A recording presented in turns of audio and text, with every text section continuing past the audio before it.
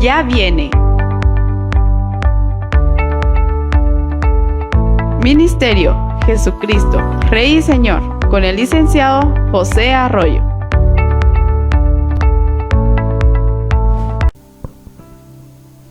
Muy buenas tardes, nuevamente estamos acá en Aspa Visión para un programa más del Ministerio Jesucristo Rey y Señor. Es un grato privilegio poder estar ante estas cámaras para estudiar, meditar y para comentar la palabra de Dios. Como siempre vamos a dar inicio con una oración. Padre, en esta tarde te damos infinitas gracias por tu presencia. Sobre todo, Señor, te damos gracias por la presencia divina de tu Espíritu Santo que está en la tierra, gracias a la promesa de Cristo que dijo que no nos dejaría huérfanos, sino que enviaría al Divino Consolador. Y te estamos pidiendo en el maravilloso nombre de Jesucristo que tú nos des un espíritu de inteligencia, de entendimiento, que nos des la capacidad, Señor, de poder comprender tu palabra, de poder extraer de ella el conocimiento de tu voluntad para nuestras vidas. Todo lo pedimos en el maravilloso y poderoso nombre de Jesucristo. Amén y amén. Recuerden que hemos estado analizando los salmos y los proverbios y que ya terminamos el proverbio número 13. Ahora vamos a entrar al salmo número 14. Y este salmo, recuerden ustedes que es, allí dice que es un salmo de David. Así que, porque habíamos comentado que no todos los salmos son de David, ¿verdad? Que hay salmos que son de Asaf, hay salmos de Emán, de Jedutún, y hay salmos que son anónimos, ¿verdad? Incluso hay un salmo que es de Moisés y también hay un salmo que es de Salomón, porque el libro de los salmos parece ser que se escribe durante varios siglos. Sabemos que más o menos en el siglo X, ¿verdad? En el año 950, algo así, fue que vivió David antes de Cristo, el siglo X antes de Cristo, y lógicamente él escribió solamente más o menos unos 82 salmos, dice. Él no escribió los 150, pero se incluyeron a estos salmos, a este libro, se incluyó incluso un salmo de Moisés, y también se incluyeron salmos de estos otros autores, ¿verdad? Pero vamos a entrar en el tema ya en la Stuttgartensia.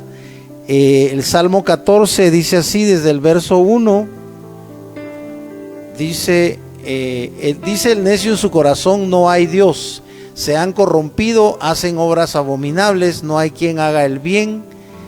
Yahvé miró desde los cielos sobre los hijos del hombre para ver si había algún entendido que buscara a Elohim. Todos se desviaron, a una se han corrompido, no hay quien haga lo bueno, no hay ni siquiera uno. Estas son las mismas palabras que recuerden ustedes que nada menos que el apóstol Pablo nos escribe en la epístola de los romanos, o a los romanos.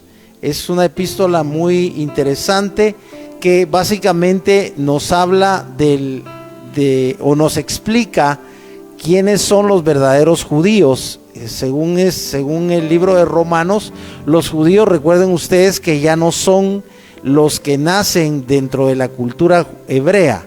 No es ya el pueblo de Israel, sino Pablo nos explica que los judíos verdaderos son los que son circuncidados, o los que somos circuncidados con la circuncisión del corazón. Vamos a leer estos en el capítulo 3 de Romanos, lo que escribe Pablo acerca de dice desde el verso 9: ¿Qué pues? ¿Somos nosotros mejores que ellos? La pregunta es si son los judíos mejores que los gentiles. Y la respuesta es que no, dice en ninguna manera, pues ya hemos acusado a judíos y a gentiles que todos están bajo pecado. O sea, este es un desafortunado estado en el que está la humanidad. Todos estamos bajo pecado. Recuerden que la Escritura dice, por cuanto todos pecaron, están destituidos del reino o de la gloria de Dios. Pero alguien podría decir, ¿cómo es posible si Dios fue el que puso a toda la humanidad bajo pecado? ¿Por qué entonces lo destituye de su gloria? Y es una pregunta, podría ser una pregunta filosófica, ¿verdad? Pero la Escritura dice, cuando la Escritura dice que el hombre está bajo pecado, el mundo entero está bajo pecado, dice, aquí lo estamos leyendo, en el verso 9, vamos a regresar, dice que todos están bajo pecado. Entonces, el pecado es el que dominó al hombre, no es Dios el que dio. Fíjense bien, porque algunos incluso malinterpretan la Escritura y algunos le atribuyen a Dios o le echan la culpa, como decimos en Guatemala, le echan la culpa de que todos estemos en pecado, y no es así. La verdad es que el pecado fue, ustedes saben, no tanto el fruto en sí, sino el acto de desobedecer a Dios. Pero recuerden que ese fruto tenía algún elemento, es solamente una forma de explicar qué fue lo que pasó. El fruto no era forzosamente una manzana, era un fruto. No sabemos qué forma tenía, porque ahí no dice la Escritura no dice que fuera una manzana, sino era un fruto de un árbol. Y ustedes saben que todos los árboles nutren a las frutas, ¿verdad? A los frutos. Entonces, el sabor del manzano es transmitido a la manzana, y la manzana lógicamente tiene un sabor que es peculiar, que es un sabor específico que lo hace o que la caracteriza a la manzana el sabor a manzana. De la misma forma caracteriza al mango, el sabor del mango, y así cada fruto tiene un sabor específico y único, ¿verdad? Porque no se puede comparar el sabor de la piña al de la papaya, por ejemplo. El punto es que esa sustancia que tenía el fruto prohibido pasó a formar parte del cuerpo de Adán y Eva, porque al comerlo, lógicamente ellos se lo tragaron y pasó a formar parte de su cuerpo, como todos los alimentos, ¿verdad? Que el cuerpo los convierte en energía, etcétera. El punto es que algo debió contener ese fruto, porque Dios les dijo, no coman de ese fruto, porque el día que coman de él, ciertamente morirán. Pero también hay que tomar en cuenta que ya le había dicho Dios a Adán y a Eva que ese era el fruto del conocimiento del bien y del mal.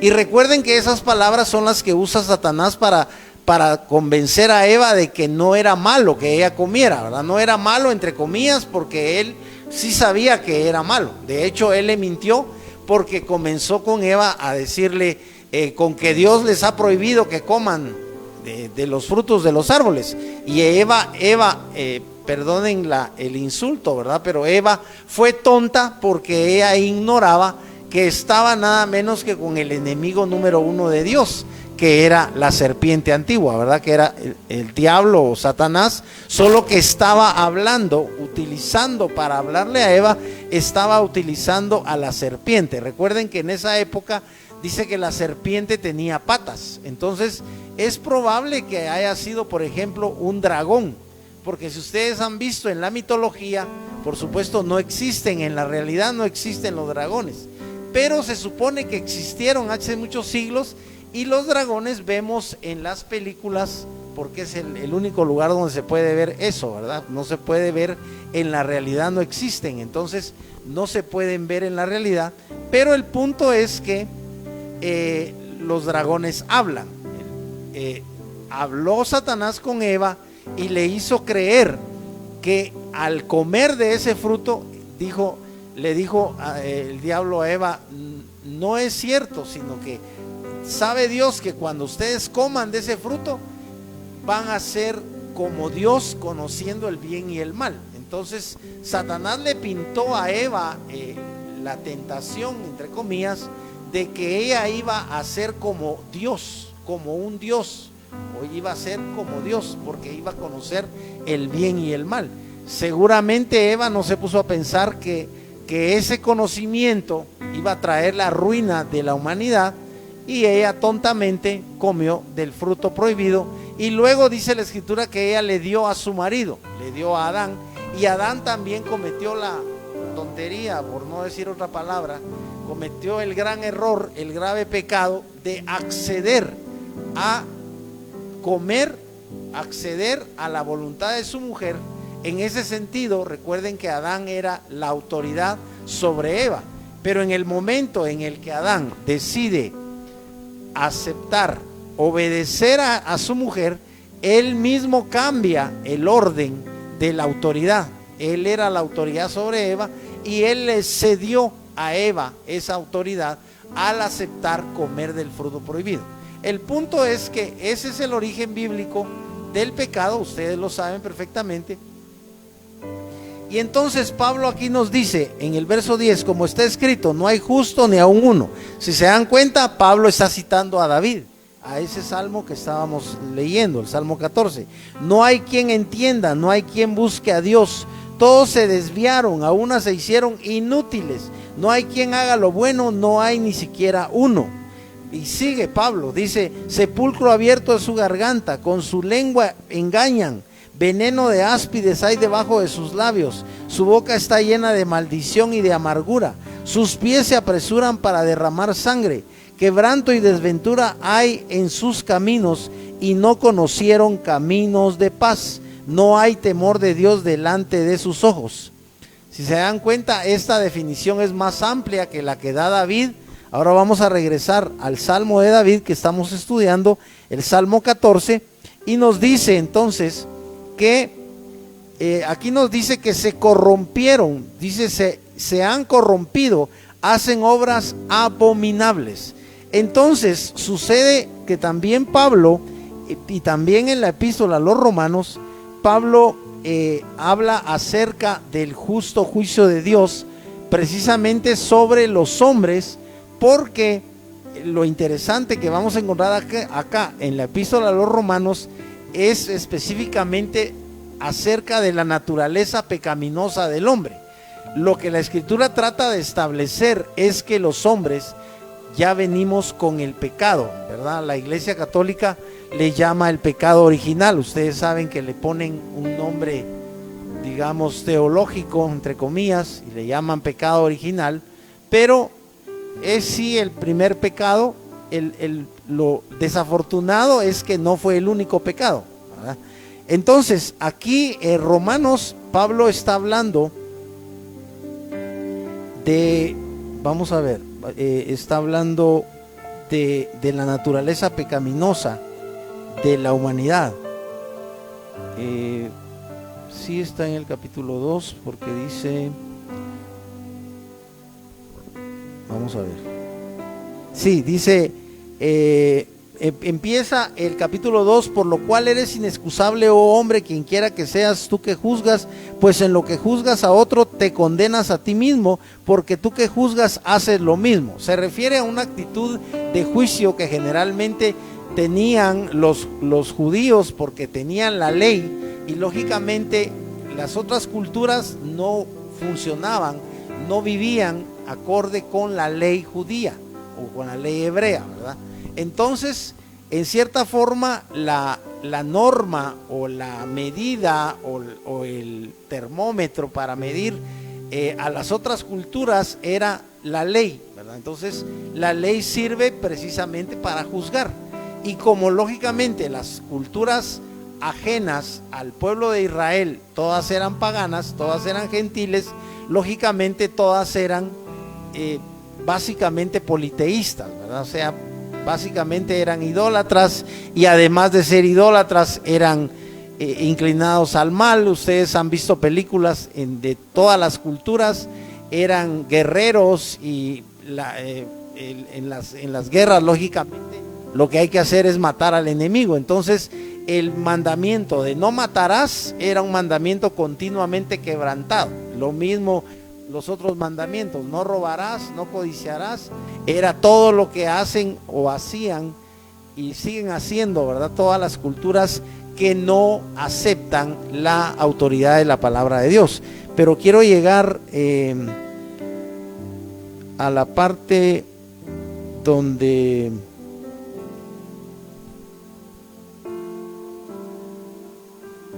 me parece que es...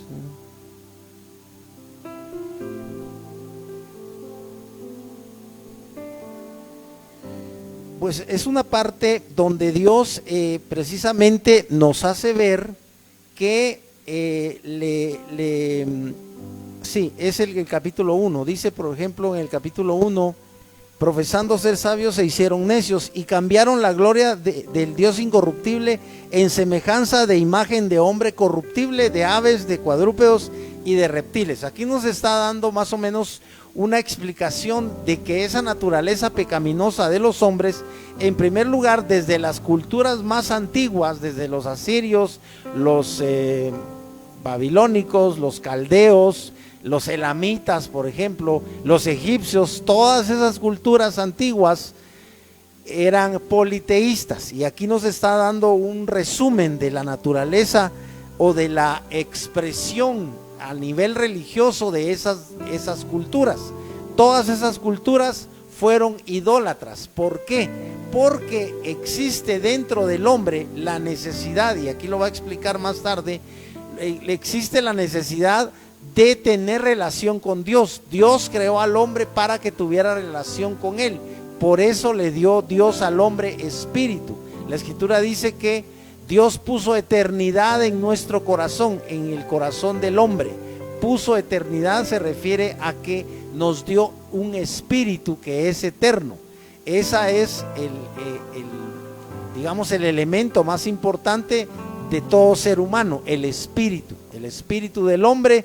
La escritura dice que se ha establecido que los hombres mueran una sola vez y después el juicio, y el espíritu vuelve a Dios quien lo dio. El espíritu vuelve a Dios. El problema es que no es el espíritu humano el que es juzgado, sino el alma. Porque recuerden ustedes que la clasificación o la definición de los elementos que componen al ser humano es una definición bíblica que está en Primera de Tesalonicenses, parece que capítulo 3, donde dice específicamente que el escritor, ¿verdad?, que es el apóstol Pablo, pide que Dios guarde nuestro ser, espíritu, alma y cuerpo. Desde ese momento, aunque por otro lado, digamos, otras culturas descubrieron que el hombre estaba compuesto de diversos elementos, ¿verdad? No solamente el cuerpo, sino también, recuerden que el concepto original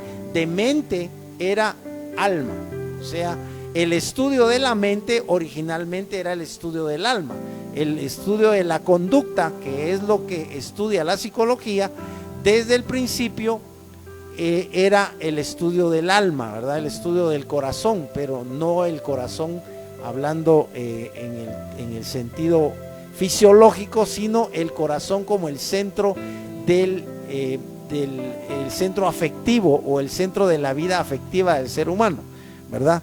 Entonces aquí el apóstol Pablo nos está tratando de explicar cómo es el hombre realmente, y que el hombre no puede justificarse de ninguna manera respecto de los pecados que comete, ¿verdad? En particular la idolatría. Por eso nos dice, cambiaron la gloria del Dios incorruptible en semejanza de imagen de hombre corruptible, de aves, de cuadrúpedos y de reptiles. Recuerden que los mismos egipcios tenían uno de sus dioses, tenía forma de ave, otro tenía forma, parece que es Anubis, el que tenía el rostro, forma de perro.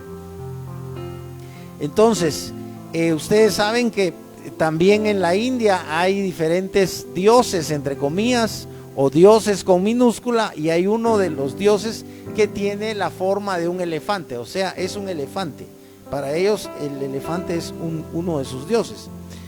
Entonces, por eso es que aquí habla acerca de la forma que le dieron los hombres a sus dioses. Dice, y cambiaron la gloria del Dios incorruptible en semejanza de imagen de hombre, porque hay culturas, recuerden ustedes, que adoraban a los dioses, tenían forma de hombre. Los dioses, por ejemplo, griegos, Zeus, Apolo, todos los dioses y las diosas, ¿verdad? Porque tenían a Afrodita, tenían a la diosa Venus, tenían forma de hombre, y fueron los mismos dioses que después, recuerden ustedes, que los romanos adoptaron, entre comillas, adoptaron a los mismos dioses griegos, solo que les cambiaron nombre, y por eso es que todos los planetas tienen los nombres de los dioses, tanto griegos como romanos. Ahora el planeta Marte fue bautizado en honor al dios Marte, Venus, el planeta Venus, a la diosa Venus, etc. Dice, por lo cual también Dios los entregó a la inmundicia en las concupiscencias de sus corazones. Fíjense bien, cómo a raíz de que el hombre es el primero que cambia la gloria de Dios. En lugar de darle gloria a Dios, el hombre crea, porque es el hombre el que crea a los ídolos. Es el hombre. En ese sentido, los ateos sí tienen razón, porque los ateos dicen o creen o hacen creer o tratan de convencer a los cristianos de que el concepto de Dios es un concepto creado por el hombre, y es falso hasta cierto punto. El concepto del Dios verdadero es mentira, que el hombre haya creado ese concepto. Eso no es un concepto, esa es una revelación que Dios le dio a la humanidad a través del pueblo de Israel. Dios le muestra a la humanidad que Él y solo Él es Dios, y es único, y es Dios manifestado en tres personas. Ustedes lo saben perfectamente, que así lo declara la Escritura. En muchísimos pasajes hay manifestaciones de Dios el Padre, que es Jehová, que es Elohim, aunque Elohim es el nombre plural de Dios, ¿verdad? Pero hay manifestaciones de Cristo como el ángel de Jehová, y también hay manifestaciones, sobre todo a raíz de la muerte y resurrección y ascensión de Cristo, hay manifestaciones del Espíritu Santo. Pero volvamos acá. Entonces dice, ya que cambiaron la verdad del Dios por la mentira, honrando y dando culto a las criaturas antes que al Creador, el cual es bendito por los siglos. Amén. Pero aquí decía en el verso 24 que Dios los entregó a la inmundicia en las concupiscencias de sus corazones. Y dice el verso 25, ya que cambiaron la verdad de Dios por la mentira, honrando y dando culto a las criaturas antes que al Creador. O sea que esta actitud idólatra de todas las culturas, de dar a los dioses, a sus dioses, esa honra que solo merecía y solo merece Dios, eso trajo esta depravación que está explicando aquí Pablo. Dice, por esto Dios los entregó a pasiones vergonzosas, pues aún sus mujeres cambiaron el uso natural por el que es contra natura o contra naturaleza. Aquí está explicándonos el origen del lesbianismo. Las mujeres cambian el uso natural del hombre, porque la mujer fue creada para tener relaciones sexuales con el hombre, y vemos aquí que esta corrupción trajo como consecuencia que Dios mismo dice que los entregó a pasiones vergonzosas, y en las mujeres cambiaron el uso natural por el que es contra naturaleza. Y de igual modo también los hombres, vean ustedes cómo aquí aparece el origen de la homosexualidad y el origen del lesbianismo. Dice, y de igual modo también los hombres, dejando el uso natural de la mujer, se encendieron en su lascivia unos con otros. Fíjense que está hablando en masculino, unos con otros. Unos hombres se encendieron con otros hombres. La homosexualidad es tan antigua como la humanidad misma. Y cuando llegamos a la época de clásica o la época de oro de la cultura griega o del pueblo griego, que son nada menos que los inventores de la filosofía y los inventores de la democracia. Los griegos fueron los artistas, los mejores artistas del mundo, digamos del mundo occidental, que no han sido superados. Las esculturas griegas y la arquitectura griega, recuerden ustedes que sirvió de modelo para el Renacimiento, para que pudieran volver, porque por eso se llamó Renacimiento, ¿verdad? Para que pudieran volver otra vez a los modelos griegos, y de hecho volvieron, porque vemos la obra de los artistas renacentistas, los escultores, los pintores, los arquitectos, y uno se queda impactado de todo lo que lograron.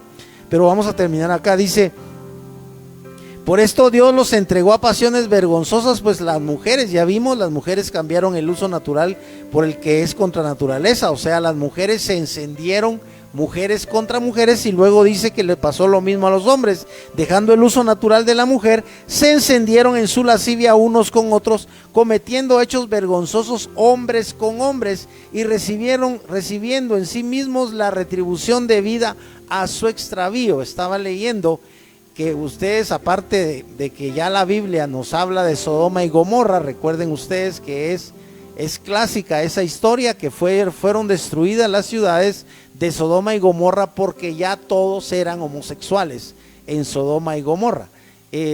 Por ejemplo, estaba enseñando el historiador César Vidal acerca, lo tiene en uno de sus videos, acerca de que ya en Sodoma y Gomorra a los varones desde la pubescencia, desde que tenían 8 o 10 años, ya se les hacía homosexuales. O sea, utilizaban a los jovencitos o a los niños grandes, ya los utilizaban sexualmente los hombres, y entonces ya los varones crecían homosexuales. Por eso cuando llegaban a la adolescencia, los varones de Sodoma y Gomorra ya eran homosexuales, porque los mismos adultos los usaban sexualmente y los inclinaban o los desviaban hacia la homosexualidad, ¿verdad? Por eso fue que fue destruida Sodoma y Gomorra, porque recuerden ustedes que Abraham intercedió por Sodoma y Gomorra, porque ahí estaba Lot, su sobrino, pero Abraham no logró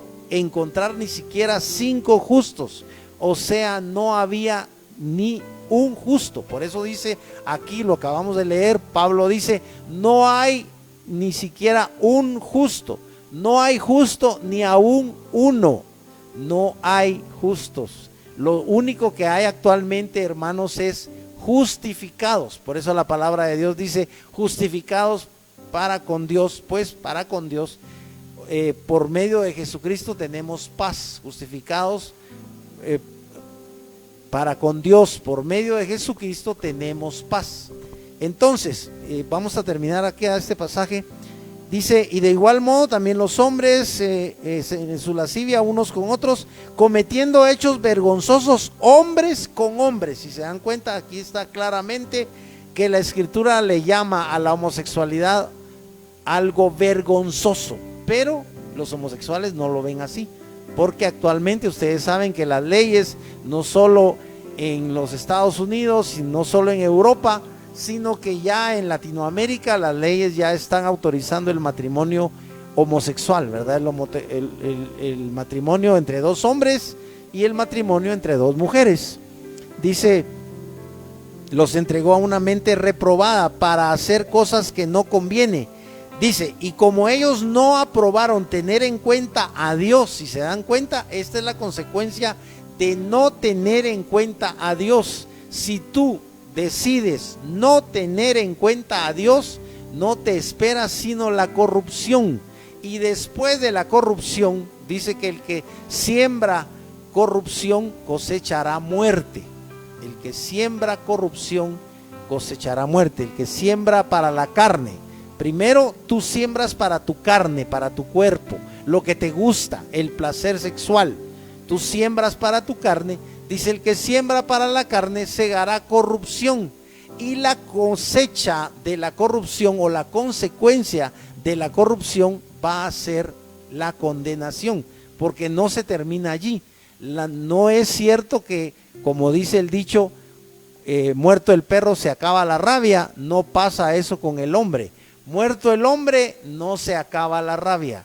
Muerto el hombre continúa la vida después de la muerte, y si tú no estás inscrito en el libro de la vida, la Biblia dice que todos los que no se hallaron inscritos en el libro de la vida fueron lanzados al lago de fuego y azufre.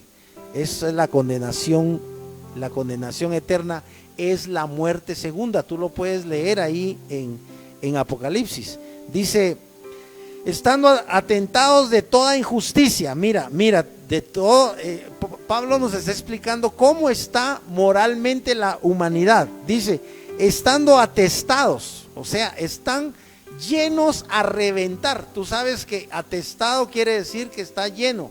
Ya al bus ya no le cabe nadie. Empujan a la gente porque ya no cabe nadie y tienen que cerrar la puerta. Empujan a los pobres que están en la puerta, y los pobres empujan a los demás adentro, y el bus está atestado. O sea, ellos están atestados de toda injusticia, fornicación, perversidad, avaricia, maldad, llenos de envidia, homicidios, contiendas, engaños y malignidades. Ya van 10. Murmuradores, detractores, aborrecedores de Dios, injuriosos, soberbios. Ya van 15. Altivos, inventores de males, desobedientes a los padres.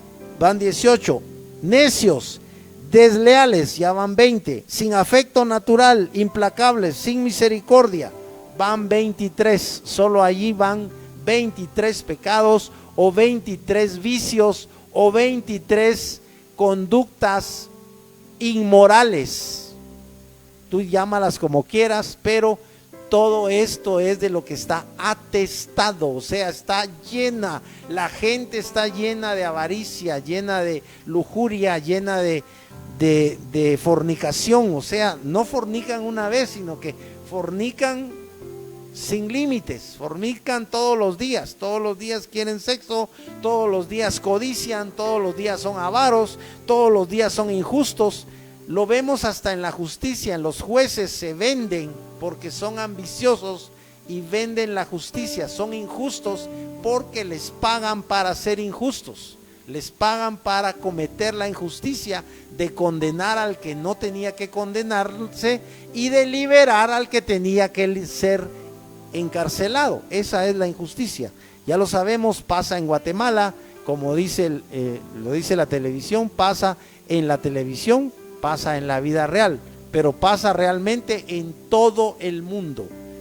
Aunque dicen que, por ejemplo, que Ámsterdam o Ginebra o los Países Bajos son una maravilla en relación a que casi no hay delincuentes, tú puedes dejar la puerta abierta. Digamos que son excepciones a la regla, pero en general eso no pasa en los países latinoamericanos. Si tú das una vuelta, no sé, ya ves lo que pasó en El Salvador.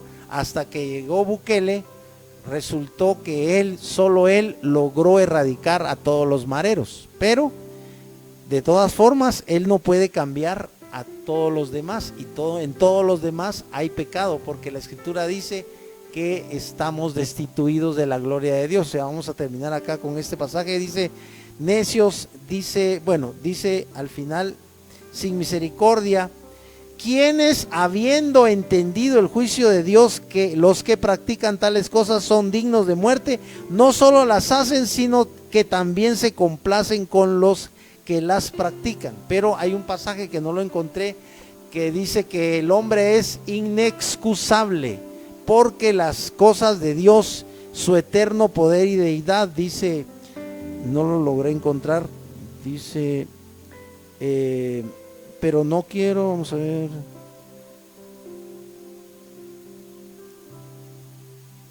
Que dice que el eterno poder y deidad, sí está en el... Vean lo que dice el capítulo 2, dice, pero por tu dureza y por tu corazón no arrepentido atesoras para ti mismo ira para el día de la ira y de la revelación del justo juicio de Dios. Vean lo que dice aquí en Romanos, vida eterna a los que perseverando en bien hacer buscan gloria y honra e inmortalidad. Si te das cuenta, no pareciera que tiene que ver con lo que estamos leyendo del Salmo, pero tiene mucho que ver, porque el salmista o David está diciendo que no hay justo ni aun uno, y aquí Romanos está utilizando estos mismos pasajes, porque Pablo toma los versos de David que están en el Salmo 14, que son los que estamos estudiando, para hacernos ver el estado de la humanidad, el estado espiritual, el estado moral de la humanidad, hermanos, es la condenación. Estamos todos destituidos de la gloria de Dios, pero hay una esperanza, hay una salida, hay perdón, hay vida eterna, solo que es por fe en Cristo Jesús. Es el único camino. Él es la verdad y es la vida, y es el único camino. Y dice la Escritura, no hay otro nombre dado a los hombres en el cual podamos ser salvos. Solo hay un Salvador. Eso debe quedar claro. Yo sé que está claro, pero algunos no consideran que eso sea así. Algunos deciden que lo que la Biblia dice está sujeto a crítica, sujeto a que si yo quiero lo creo, si no quiero no lo creo. Algunos piensan que la Biblia es un montón de libros, porque Biblia significa biblos, que significa libros, que la Biblia es un montón de libros que condenan al hombre o que no le dan otro camino más que el único camino. Y es cierto, la Biblia nos da una sola salida, que es el Evangelio, que es la persona de Jesucristo, en el cual tú y yo podemos obtener salvación. Vamos a terminar acá. Dice, tribulación y angustia. Mira, habla de la condenación. Pero ira y enojo a los que son contenciosos y no obedecen a la verdad, sino que obedecen a la injusticia. Tribulación y angustia, ¿te das cuenta? Aquí Pablo está hablándonos de la condenación, tribulación y angustia sobre todo ser humano que hace lo malo, el judío primeramente y también el griego. Si te das cuenta, está diciendo Pablo que también sobre el judío puede venir la tribulación, puede venir la condenación, porque está diciendo claramente que al judío y al griego. Dice al judío primeramente y también al griego, porque no hay acepción de personas para con Dios, porque todos los que sin ley han pecado, sin la ley también perecerán, y todos los que bajo la ley han pecado, por la ley serán juzgados. Pero no encontré el pasaje que dice que el hombre es inexcusable, por lo cual eres inexcusable, porque dice que Dios les manifestó a los hombres su eterno poder y deidad. Vamos a ver, no está. Pero lo interesante es que la Escritura dice que Dios le manifestó al hombre su eterno poder y deidad por medio de las cosas hechas, de modo que no tenemos excusa. Y además de que están todas las cosas hechas, el hombre está viendo que ese universo que ahora puede prácticamente tener en la pantalla de su casa, en la pantalla de su televisor, en la pantalla de su computadora, el hombre puede ver las maravillas gracias, por ejemplo, al telescopio James Webb, que ustedes saben que está enviando fotos de lo que hay más allá de nuestra galaxia, o no sé hasta dónde, porque lógicamente el telescopio tiene un rango de visión, ¿verdad? El telescopio no puede llegar realmente a los confines del universo. Sí, ciertamente está viendo muy lejos, pero recuerden ustedes que son miles de millones de años luz que nos separan de esas maravillas que el telescopio está enviando, esas imágenes. Pero el punto es que tienen allí lo están viendo. están viendo las maravillas que Dios hizo y de todas formas no creen que sea Dios el que hizo el universo. No lo aceptan, no le dan el crédito a Dios. Y cuando tú no le das la gloria a Dios, ya vimos lo que pasa. Por cuanto no le dieron gloria a Dios, entonces al no darle gloria a Dios, los hombres son entregados, dice, a pasiones vergonzosas. Por eso es que la humanidad está moralmente perdida. Pero hay salvación y hay perdón en Cristo. Vamos a regresar al salmo que nos tiene, que ese es nuestro tema, ¿verdad? Dice, verso 4, no tienen discernimiento todos los que hacen iniquidad, que devoran a mi pueblo como si comieran pan, y a Yahvé no invocan. Ese es el verso 4. O sea, aquí está haciendo lógicamente un reproche acerca de las culturas que al menos en la época del escritor, que ya sabemos que es el siglo X antes de Cristo, en esa época los enemigos del pueblo de Israel también eran fueron objeto, digamos, de invasiones o de batallas o de, lógicamente, sí hubo una época o un periodo clásico, podríamos decir, con el reinado de Salomón, porque en el reinado de Salomón hubo paz, pero ustedes saben que eso solo duró mientras estuvo vivo Salomón. Después los hijos de Salomón comenzaron a reinar mal y terminaron, lógicamente los judíos terminaron siendo cautivos. Recuerden que hubo fueron llevados 2 veces en cautiverio, ¿verdad? La primera vez, dice la historia, que fue en el año 722, más o menos, que fueron los asirios los que se llevaron al reino del norte. Recuerden ustedes que estaba dividido en dos reinos, las 12 tribus. El reino del norte, que tenía 10 tribus, se las llevaron cautivos los asirios, que por ejemplo estamos hablando de la ciudad de Nínive. Se llevaron cautivos a los judíos del reino del norte en el 722 antes de Cristo, y después en el año 597 más o menos fue la segunda deportación a Babilonia. Recuerden que fue a raíz de que Ciro, el rey Ciro el Grande, que era persa, porque los persas lograron vencer a los babilónicos. Recuerden que se llevaron cautivos a los judíos en la segunda deportación, ya más o menos en el año 597 o 586, se llevaron cautivos a los judíos otra vez los babilónicos. Ese fue el rey Nabucodonosor II, y para eso tenemos nada menos que el libro de Daniel, que es el que narra todas esas, más o menos lo que pasó, ¿verdad?, en esa época.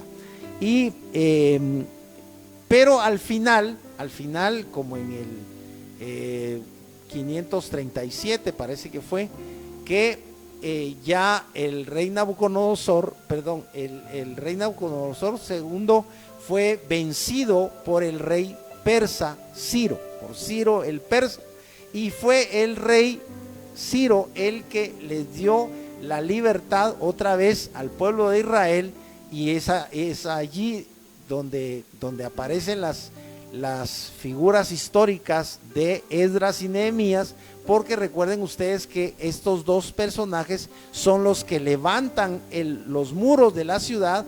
Recuerden que Ciro emitió una orden imperial, ¿verdad?, que todos los judíos que quisieran regresar a Jerusalén podían regresar a reconstruirla, y a raíz de eso, tanto Esdras como Nehemías volvieron a Jerusalén de la deportación, de la segunda deportación, que terminó prácticamente a principios del siglo VI, y ellos logran levantar otra vez los muros, tienen que levantar los muros y otra vez edifican el templo en la época de Zorobabel.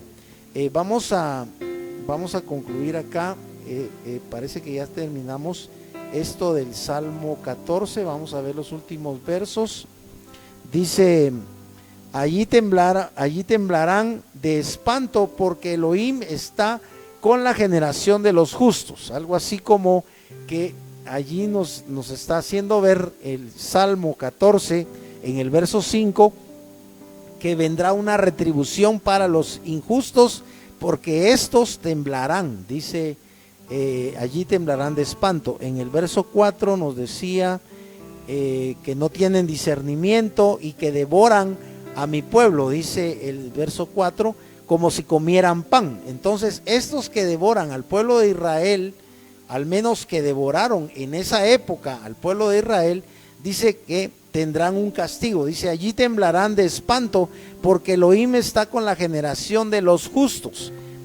Del consejo, verso 6, del consejo del pobre os habéis burlado, pero Yahvé es su refugio. Aquí está dándole la esperanza a los pobres acerca de que los pobres, recuerden que Cristo lo dijo, que bienaventurados los pobres en espíritu. Entonces, digamos que no siempre es a los pobres económicamente hablando, porque también los pobres, los que son pobres económicamente, no siempre son justos. O sea, los justos son los que somos justificados. Esto es un poco, es un tema también extenso, pero aquí nos está hablando sencillamente de la generación de los justos de la época del rey David, que está escribiendo lógicamente este salmo, y que ustedes saben que los judíos sí alcanzaban la justificación por medio del cumplimiento de la ley. ¿Y en qué se resumía o en qué se resume el cumplimiento de la ley? Sencillamente la ley nos alumbra, la ley hace ver cuál es el pecado, y entonces al reconocer tu pecado, en esa época lo que ellos hacían era que tenían que reconocer que habían pecado y ofrecer un sacrificio para que la sangre de ese animal, porque estamos hablando de la época en la que tenían que usar animales, porque se estableció que sin derramamiento de sangre no hay remisión de pecados. Por eso fue que Cristo se convirtió en el Cordero de Dios, que fue sacrificado una vez y para siempre. Después hace el escritor de Hebreos, hace un análisis acerca de lo trascendental que fue la muerte de Cristo, porque Él fue el Cordero de Dios que fue sacrificado de una vez y para siempre. La muerte de Cristo garantizó para el pueblo de Israel, pero también para el pueblo gentil, que ya no hay que hacer sacrificios, porque el sacrificio fue hecho una vez para siempre. Dice la escritura en Hebreos que Cristo se presentó como el Cordero perfecto, que fue inmolado, que fue sacrificado, y con su sangre nos limpia de todo pecado. Sea bendito el nombre del Señor, porque este sacrificio de Cristo, que algunos o tal vez muchos desprecian, sobre todo los judíos, han despreciado durante 2000 años. 2000 años tienen los judíos de no querer reconocer que el Mesías que ellos esperaban vino hace 2000 años. Ellos están esperando todavía al Mesías, porque mataron a Cristo y nunca creyeron que Cristo fuera el Mesías, y Jesús sí era el Mesías y es el Mesías. Jesús sí resucitó, pero ellos lo mataron y nunca quisieron saber más de Cristo, y actualmente solo reconocen que Cristo fue un profeta y nada más, al que mataron sus antepasados, y sencillamente no era el Mesías, por eso lo mataron. Pero nosotros sabemos que Cristo sí era y es el Mesías prometido, porque lo dijo Daniel al final de las 70 semanas. Daniel habla precisamente de que el cumplimiento de las 70 semanas es la muerte del Cordero, es el sacrificio de Cristo. El libro de Daniel se cumple con la llegada a este mundo de Jesucristo, y el libro de Daniel se cumple, la profecía de las 70 semanas se cumple con la muerte de Cristo y también con la resurrección de Cristo.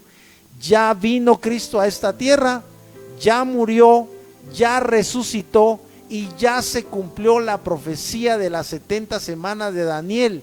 No hay más profecías acerca de Cristo en Daniel, porque las 70 semanas coinciden con la venida y la muerte de Cristo en la cruz del Calvario.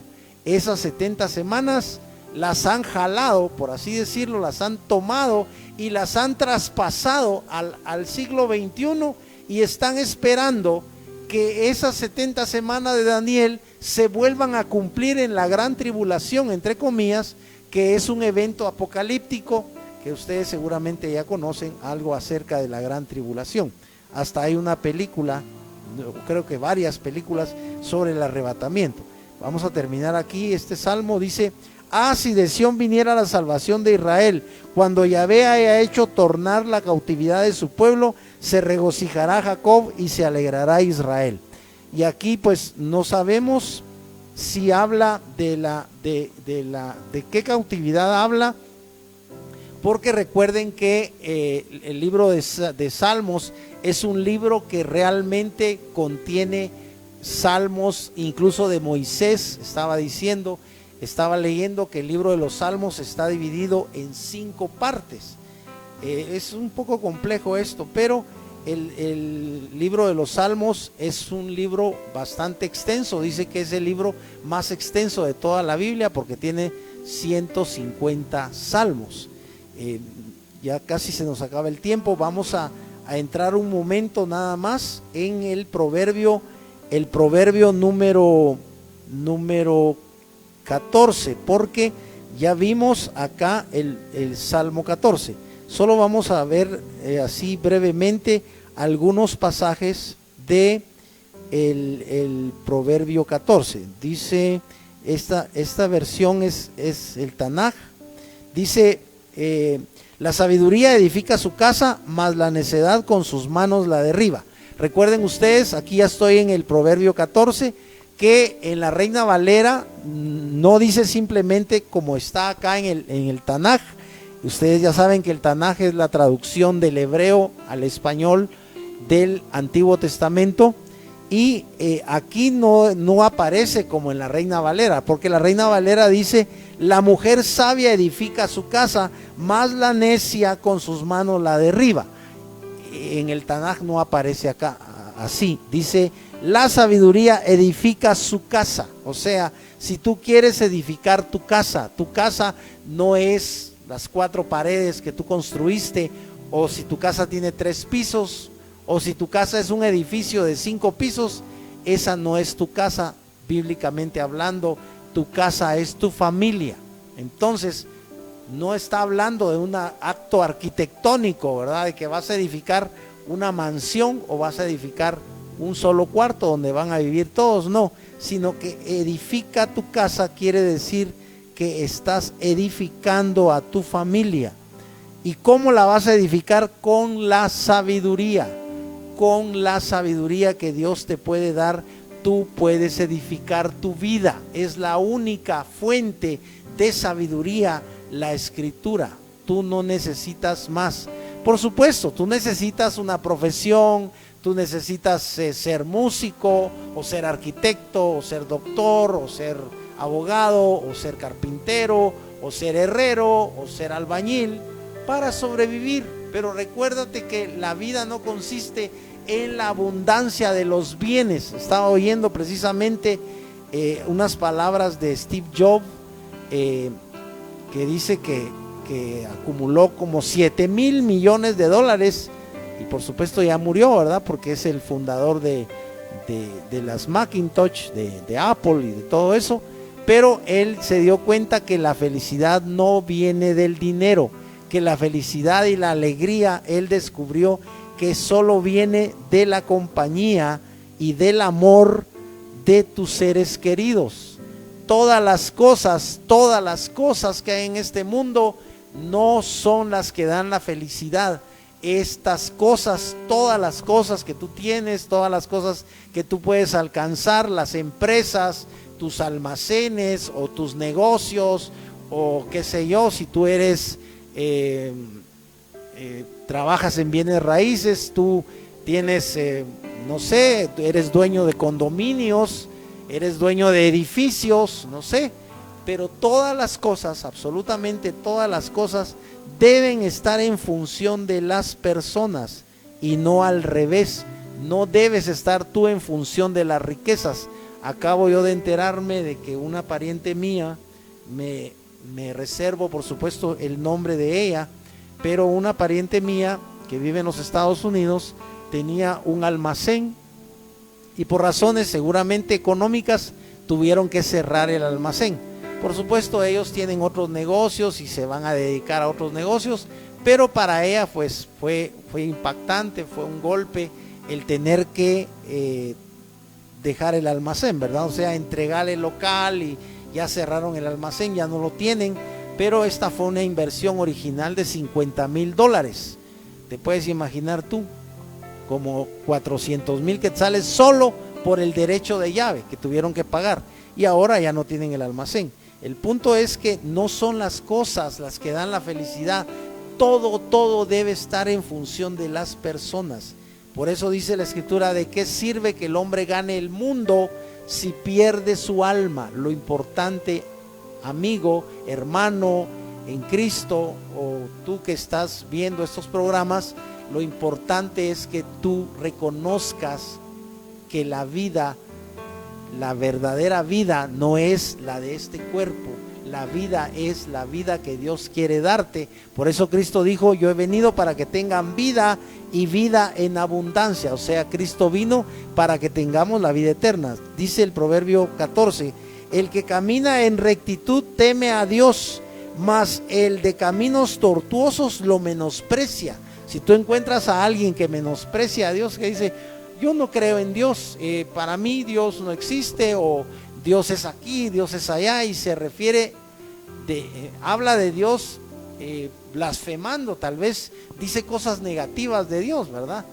Dice que Dios es malo, o que Dios es el creador de la maldad, o que si Dios es bueno, ¿por qué este mundo es malo? Si Dios es todopoderoso, ¿por qué hizo un mundo donde hay injusticia, donde hay maldad? Pero Dios no lo hizo. Dios dice que hizo al hombre perfecto, pero el hombre se buscó muchos males. Dice que los hombres amaron más las tinieblas que la luz, la injusticia, la maldad, la iniquidad y toda forma de vicio, toda forma de inmoralidad. No es culpa de Dios, es culpa del hombre, es culpa tuya y es culpa mía y es culpa de nuestro vecino y de todos los que nos rodean. Este mundo moralmente está así por nuestra culpa, pero hay una salida, y vuelvo otra vez al mensaje del evangelio, porque hay una salida, y es la vida nueva que Jesucristo quiere darle a la humanidad. Verso 3: en la boca del necio está la raíz de su soberbia, mas los labios de los sabios los protegerán. Si te das cuenta, toda la escritura nos está dando una y otra vez el tema de la sabiduría. Dice: mas los labios de los sabios los protegerán. En la boca del necio está la raíz de su soberbia. Cuando tú encuentras a una persona soberbia, no la puedes tratar. Y si es una persona que tiene dinero y tú tienes que hablar con esa persona, tienes que ceder ante lo que ella dice, porque ella es la que manda. Si ella es la que tiene el dinero y tú no te puedes alejar o librar de esa persona, tienes que humillarte y tienes que darle la razón, aunque no tenga la razón, porque es una persona soberbia que tiene el dinero. Ahora, si es una persona que es necia, que es soberbia y no tiene dinero, entonces la misma escritura dice acerca de los pobres, que los pobres ni siquiera los juzgan. Vamos a terminar, ya se nos fue el tiempo. Dice el verso 4: sin bueyes el granero está vacío, mas por la fuerza del buey hay abundancia de pan. ¿Te das cuenta? La escritura habla acerca del trabajo, acerca de la productividad. Te está diciendo algo elemental, que por el buey, en el caso de los que tienen una granja, o los que tienen ganado, o los que son agricultores, necesitan del buey. Por supuesto, en este siglo XXI ya no necesitas del buey porque hay máquinas, pero si tú no puedes comprar esas máquinas, necesitas del buey. El punto es que necesitas de ciertas cosas que son las que producen la riqueza, o las que producen, en este caso, el grano. Dice: sin bueyes el granero está vacío, mas por la fuerza del buey hay abundancia de pan. O sea, aquí está reconociendo que es el buey, ese animal que sabemos que es el que jala el arado, ¿verdad? Con el que se puede arar la tierra, aunque actualmente lógicamente se puede hacer con una máquina, pero en el campo, en el área rural, donde hay campesinos que no pueden comprar esa máquina para arar, tienen que usar bueyes. El punto es que ese trabajo de los bueyes es el que garantiza que haya pan. Y lógicamente, en el sentido espiritual podemos decir, porque también hay una interpretación espiritual respecto de esto, y es que en el mundo espiritual, en el mundo de la obra de Dios, los bueyes son los siervos de Dios. No es una ofensa, sino que es una interpretación que se le ha dado basado en que Cristo dice: aprended de mí, que soy manso y humilde, llevad mi yugo sobre vosotros, porque Cristo mismo aparece en el Apocalipsis con el rostro de un buey. O sea, Cristo tiene varias se le atribuye, digamos, diferentes manifestaciones de ¿cómo les explico? En Apocalipsis el libro de Apocalipsis nos da 4 imágenes de los serafines que rodean el trono de Dios, y dice que uno de ellos era semejante a un hombre, uno semejante a un león, uno semejante a un buey y otro semejante a un águila. Pero el punto es que estos 4 imágenes representan de todas formas a Cristo. También tienen otra representación, ¿verdad? Pero Cristo es el siervo por excelencia, y el siervo es, en cierto sentido espiritual, el buey. Por eso a los siervos de Dios se les ha visto como, espiritualmente hablando, ¿verdad? Porque no es un insulto, como el buey. O sea, es el que sirve, es el que hace el trabajo espiritual. Espero haber sido explícito. Desafortunadamente se nos fue el tiempo. Vamos a orar ya dando gracias al Señor. Padre, en esta tarde estamos profundamente agradecidos contigo por esta palabra. Señor, algunos quizás se sintieron ofendidos porque se tomó o se tocó el tema del pecado, pero tu palabra es la que nos alumbra, Señor. La ley fue dada para que alumbrara el pecado, y el pecado pudiera, dice el apóstol Pablo, venir a ser sobremanera pecaminoso. Pero este hecho de que tu palabra alumbre nuestra vida y nos haga ver que hay pecado es muy importante, porque tú has enviado nada menos que a Cristo para que Cristo nos libre o nos limpie de ese pecado. Señor, te damos infinitas gracias por la vida, por la presencia, por la obra de Jesucristo en la cruz del Calvario, y por la presencia de Cristo en la vida diaria, a través nada menos de la presencia divina de tu Santo Espíritu. Señor, te damos infinitas gracias por este mensaje que tú nos das todos los días acerca de que debemos convertirnos de nuestro pecado, debemos volvernos a ti, Señor, debemos pedirte perdón por nuestros pecados. Padre, limpia en esta tarde, te rogamos que tú limpies el corazón, el alma, el espíritu y todo el ser de todos aquellos que se reconozcan en esta tarde pecadores.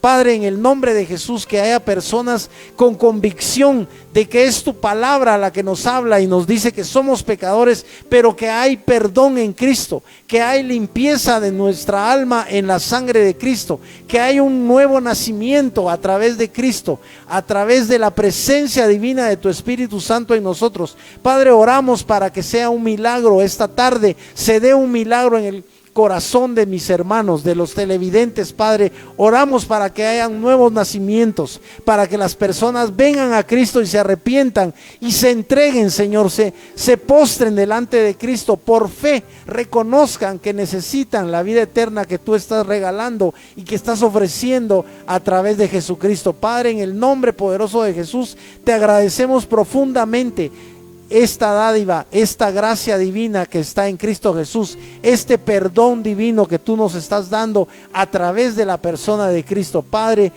te damos infinitas gracias por la persona de Jesucristo. Te damos infinitas gracias, Señor, también por la presencia divina de tu Espíritu Santo, que dice tu palabra que es el que convence al mundo de pecado, de justicia y de juicio. Padre, convence los corazones de los televidentes de que solo en Cristo hay salvación. Y también, Señor, oramos para que haya milagros en los hogares de los televidentes, Padre, que haya resurrección incluso de aquellos que están muriendo espiritualmente, que haya sanidad, Señor, de los corazones, de las mentes, que haya sanidad de los cuerpos enfermos, en el nombre de Jesús. Padre, te damos gracias infinitas por todo lo que nos has dado esta tarde. En el nombre poderoso de Jesús te damos gracias. Amén y amén.